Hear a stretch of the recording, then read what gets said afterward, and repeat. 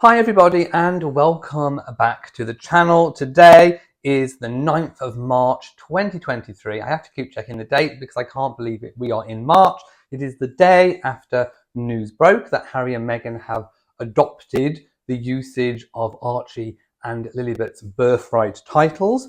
And I just wanted to, there's more breaking news that finally, almost 24 hours after the initial announcement, Buckingham Palace has finally updated the website. Now, this website updating malarkey has been the bane of my existence over the past 24 hours because you would not believe the amount of people that just do not believe this story or didn't believe it until they see it for themselves on the Buckingham Palace website update, until they see an official palace statement.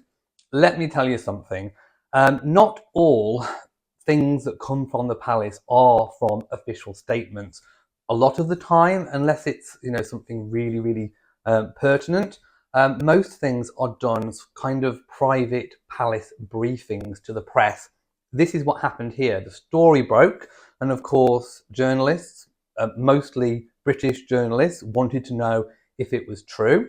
Buckingham Palace chose not to put out an official statement, but they did confirm in a press briefing to British journalists, worldwide journalists, that the story was in fact true.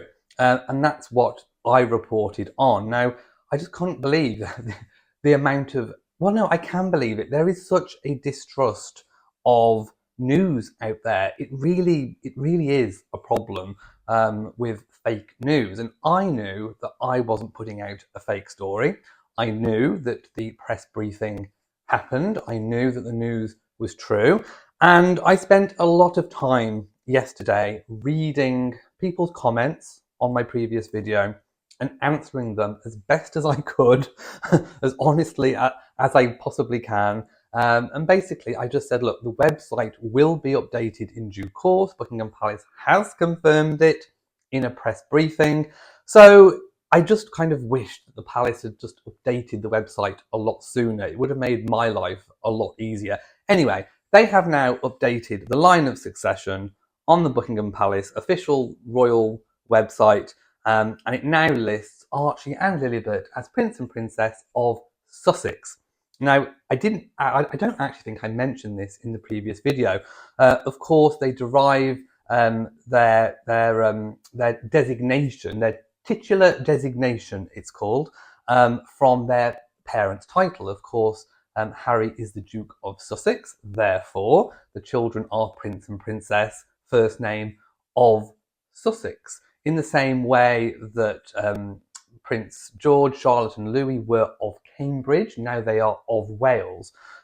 So there we go. They are now Prince and Princess of Sussex. And yes, it is their birthright.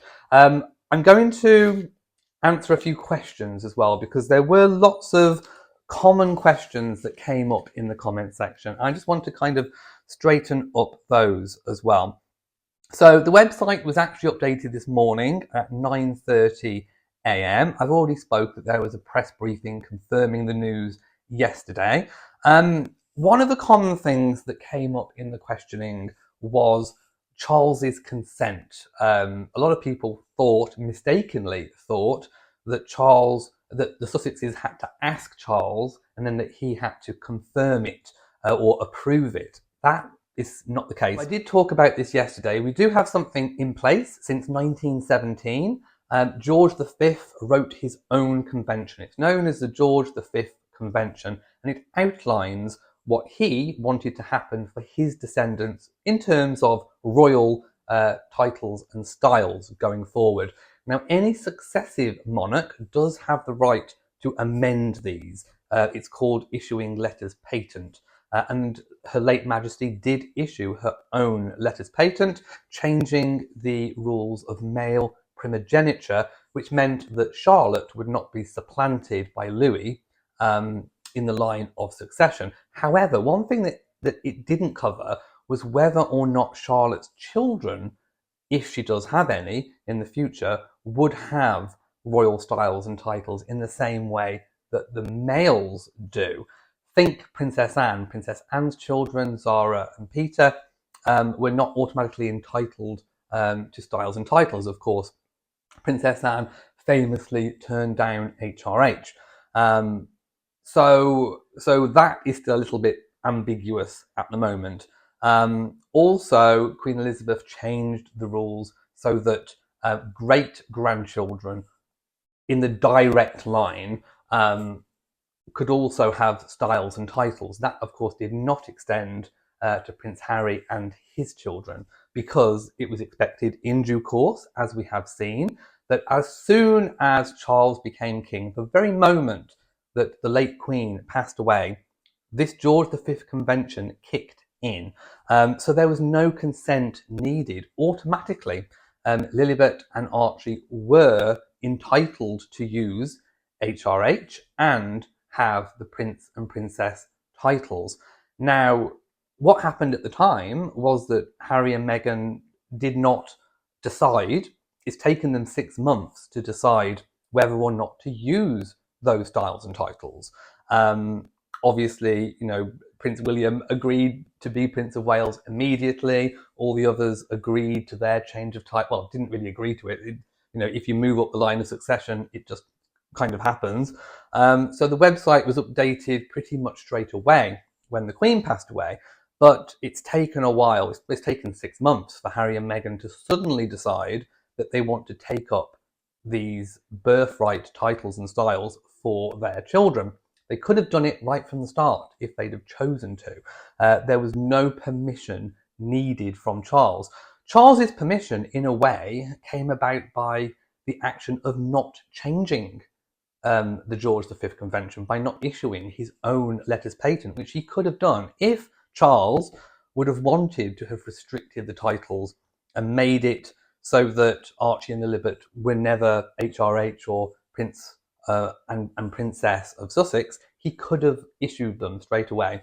He didn't, which I suppose gave his blessing. Also, Harry and Meghan released a statement saying that the palace had already agreed a long time ago that this was going to happen, but they were just waiting for Harry and Meghan to make that final decision, which they chose to be the event of the christening, baptism, whatever you want to call it, of Lilibet, and also that would be taken up for Archie as well. So there was no permission needed. That is a misconception. They didn't need to run it past the king, although it seems like they already had.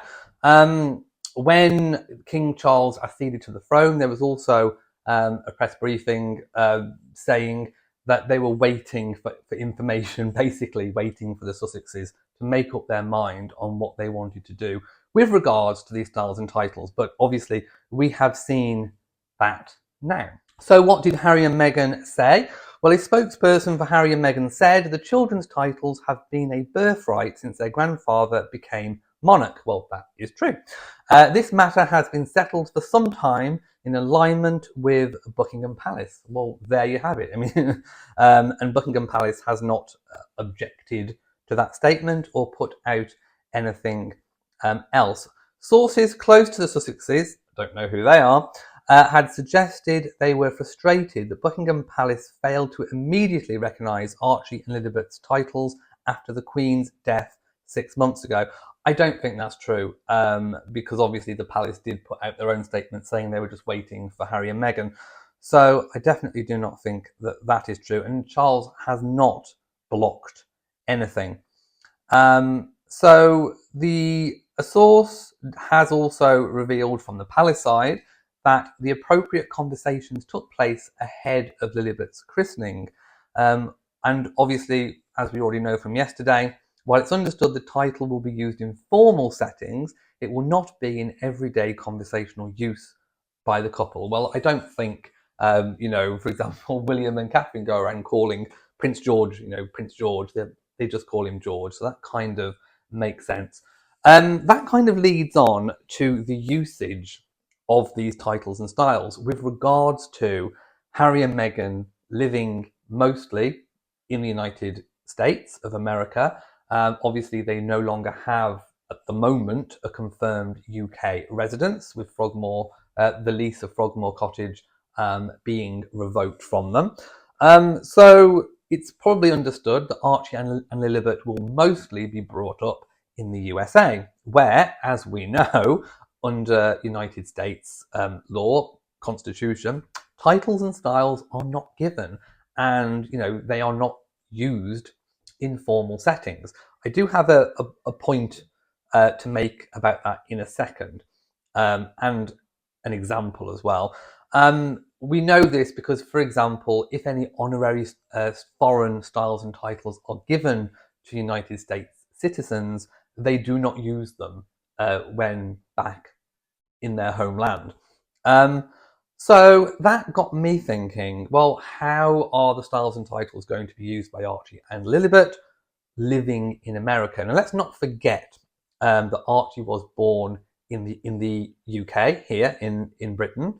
So he has some certain amount of duality in his nationality. Lilibet was born in California, although it's expected that perhaps she also has that duality that could have taken place legally by request from Harry and Meghan with all the British institutions. So both children are expected to have that duality through their father. Of course, they are half British, they are half American. So I wanted to know, well, I wanted to remember what was on Lilibet's birth certificate. Of course, her birth certificate is an official Californian American document. And I wanted to see what happened there. So I will pop it on the screen. And this kind of, I think, plays out with what I've just said. Meghan lists herself as, I think it was either Rachel Meghan Markle or Meghan Rachel Markle on the birth certificate, and Harry just uses title alone. He just goes by the Duke of Sussex, and he uses also his HRH, His Royal Highness. So on an official USA birth certificate document, Harry is using his foreign titles, which tells me a tale that perhaps with Archie and Lilibet being of kind of dual nationality, that perhaps on official documents, officially, they too will be able to use those styles and titles, but obviously it's not formally recognised as being derived from the USA. It has been derived from their British links. I suppose also we need to think about foreign overseas visits to the USA whenever the Queen or any royals or other foreign royals visit, and they have presidential visits and they're hosted at the White House. They are addressed by their styles and titles out of courtesy, although those styles and titles don't have any jurisdiction, or any meaning as such in the United States. Out of courtesy, those foreign styles and titles are respected and used. So someone from the USA may know a lot more about this than what I do. So I am interested to read the comments, but I just thought it was very interesting to bring up that birth certificate and just to kind of demonstrate that Harry is using his titles officially in an official capacity behind the scenes on official documents. Of course, HRH for Harry and Meghan can be used on official documents. It just can't be used for work purposes. Also, the point of HRH for Archie and Lilibet, that has been put into abeyance, which means temporary disuse. And when they reach the age of 18, they can choose whether or not they wish to take that up or not. The reason why it is in abeyance at the moment is because of Harry and Meghan's status, their agreement that they would not use their styles and titles. But when Archie and Lilibet become of age, they can choose for themselves, even if Harry and Meghan still are not allowed to use their HRHs in an official capacity. Or, of course, Archie and Lilibet could just simply choose not to use any titles and styles at all. They could put the whole thing into abeyance. So I just wanted to kind of clear that up a little bit. Also, another point that kept coming up was this kind of speculation that Harry and Meghan had actually changed Lilibet's first name to Princess, and that Princess wasn't an actual title. Well, we now know, obviously, that the Palace have updated their website, and we know from the George the fifth convention, that princess is a title and is a title that she is entitled to use. So no, they have not changed her first name to Princess. I know lots of people in the USA and other countries can call themselves Queen or Duke or Prince or whatever it might be. But going back to that duality, their British links, if ever Archie and Lilibet wanted to live back in the UK and they wanted a full British passport, we in the UK do not allow first names to be registered either at birth or if people change their name through a system called deed poll. You cannot mimic a title. So in the UK, you cannot call yourself Prince or Princess first name if it's alluding to mimicking a title. In the same way that you can't add OBE or MBE at the end of your name, you cannot mimic a title. And I think Harry and Meghan would have been very mindful of that anyway, because obviously if Archie and Lilibet do want to reside in the UK at some point, have a British passport, use their names officially in the United Kingdom, then that would not be possible if they simply changed her first name to Princess. It would not be allowed. And I know one person in the comments mentioned Katie Price, as a kind of celebrity in the UK. She named, she refers to her daughter as Princess, but it's a double-barreled first name. Her actual name is Princess Tiami. Tia from I think Peter Andre's mother, and Amy from Katie's mother. So so if you double-barrel it, then it's not seen as mimicking a title. So a lot of people are still asking the question, why now? Why wait a full 6 months? Is it because the coronation is coming up? Is it because they want to make it difficult for King Charles in the future if he wants to take or follow in the precedent set by other European royalty to kind of limit and actually strip away titles and styles from grandchildren and almost demote them? I think it would make it harder. I think now that they are using them, now that it's in use, it would make it look quite mean, I think, of King Charles to strip away titles and styles from children. So it could be that they're playing that game. However, King Charles did have ample chance during these 6 months to exercise his right to do that if he so wanted. Oh, there was one other thing that I wanted to clear up as well, about the removal of styles and titles. So a lot of people are a bit confused.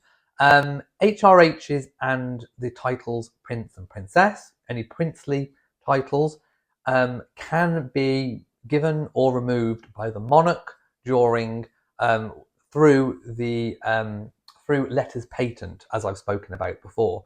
What can't be removed by the sovereign is any aristocratic titles without Parliament's intervention.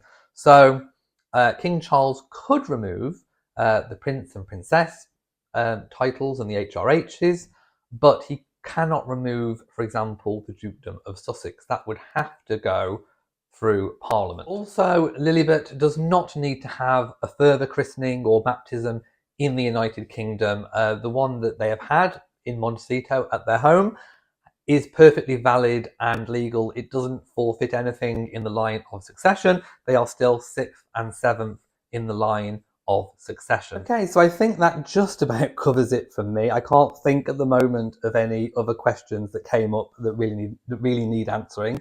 So if you do have any questions that I've not answered that is burning on or pressing on your mind and you really want to know, please let me know in the comments section, and I will try and answer them either in the comment section or in a separate upcoming video. So thank you for watching this video. If you have enjoyed it, then please give it a big old thumbs up. Don't forget to share on social media, and of course do hit that bell so that you know whenever I upload a new video. So from me, here in Shropshire, to you all, and goodbye.